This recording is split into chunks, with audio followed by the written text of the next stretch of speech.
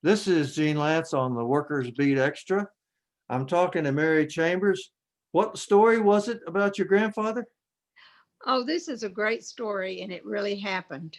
Our grandfather, he was born in 1896, so he lived through the Depression. And when he got a job at Lufkin Industries, and it really wasn't really called Lufkin Industries because it wasn't as big, but it was Lufkin something or other. Lufkin Foundry, that's what it was called. And he was one of the very first people to get a union in there. And we used to go on, when they would have a strike, we would go up there and feed them food. We were just little old bitty kids. But we got involved with his union in every way that we could. About what year was that? That was in the mid 30s, late 30s. For Late us. 1930s. Well, it was in the 40s. I was born in 42. So this happened in the mid to late 40s when he really got involved in his union. Right Or after he was able to pull it together. it was in the upsurge right after World War II. That's correct. And even though you don't know the name of the union, I'm pretty sure it was steelworkers. Oh, okay, well, steel workers and Steelworkers were organizing or being organized in East Texas, yeah. especially around Longview, and their union hall was in Dangerfield. Oh, okay. Well, this was in Lufkin, a small little town, and he was, very involved, and he was also a very religious person, very religious, and went to a very conservative church.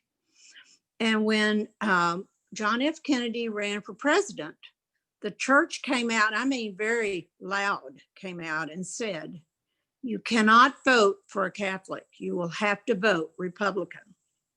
And my grandfather, who was a deacon in that church, voted for John F. Kennedy and never looked back. Because he was a union man. He took from the top of his head to the tip of his toes. You bet. And you admired that. I admired it, and I understand. When you grow up, we used to have, you can't imagine, we had people would argue with him about it, some people in the family, and he never backed down. He showed us what perseverance was. Yes. And he had a third grade education. And he had a third grade education, Gene. I say that's your sister prompting you back then.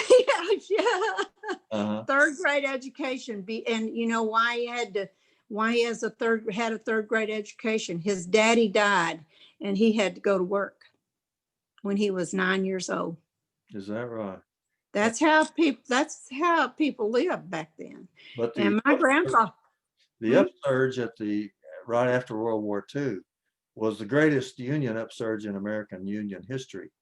yes. In 1946, they had more strikes and more successful strikes than they had ever had in the whole history. Well, we were there. We were just a little bit older than toddlers, because I can still remember. I can still see it in my mind's eye how we used to go, and we just thought we were so important because kids thought we're being twins. You understand? We always got attention. Uh-huh. Yeah. And you yelled out the car window. What'd you yell? Oh, scab. So that's a good story about the early days of the union movement from Mary Chambers about her grandfather. This is Gene Lance on the Workers Beat Extra. Stop.